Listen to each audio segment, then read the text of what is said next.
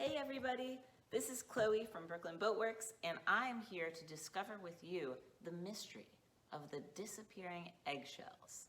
So this is actually a science experiment that was developed by our friends at the Waterfront Alliance, so major shout out to them.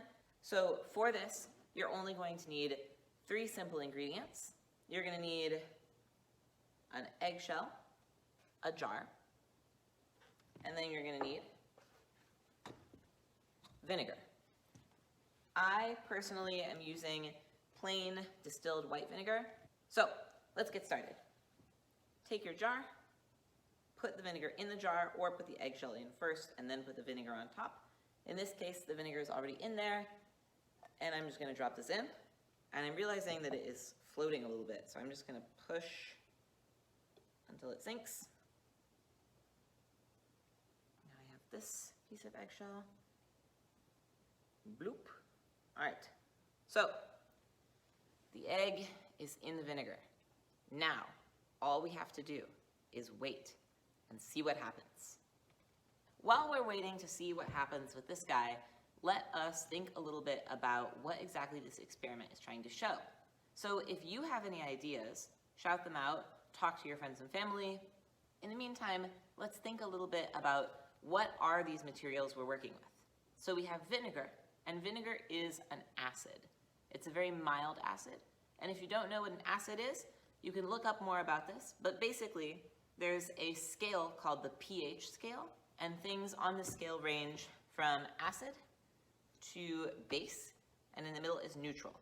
So things that are an acid and a base kind of are the opposite. We have our vinegar, which is an acid, and then we also have our eggshell, which is made out of a substance called calcium carbonate.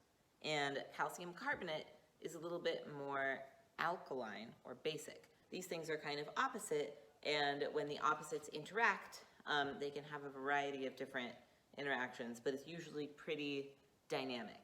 It's been about 27 or so hours since the time that I put the eggshell into the vinegar little bath, and I'm about to open it and check on it to see what has happened to our egg.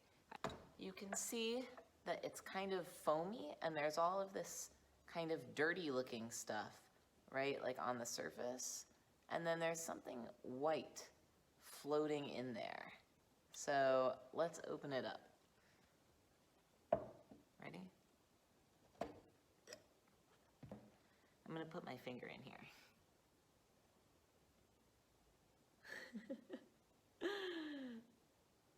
What you can see here, this white thing that looks kind of like a balloon, is actually the membrane on the inside of the egg.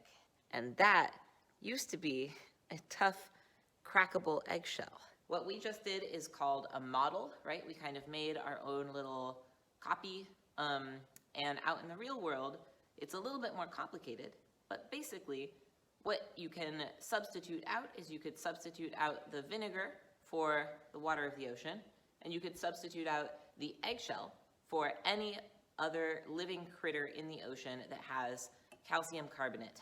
The ocean is not naturally acidic, right? The ocean is a little bit more neutral. The creatures that live in the ocean were not meant to live in acid, so it doesn't go too great for them. In New York City, we have a lot of oysters, and oysters are a creature which has a shell made up of calcium carbonate. We can guess, based on this model experiment, that when there's acid in the ocean water, oyster and other sea creatures like this, it actually has trouble building up its nice strong shell, and it can get kind of sick, right? Because of the acid in the ocean. I hope, most importantly, that you learned something about our amazing ocean environments and the effects of ocean acidification. So if you want to do more research on this topic, I encourage it. It's very fascinating, and we really hope that you enjoy doing it at home, and let us know what you found out. So thank you so much for watching this video. I hope you enjoyed it, and I'll see you soon.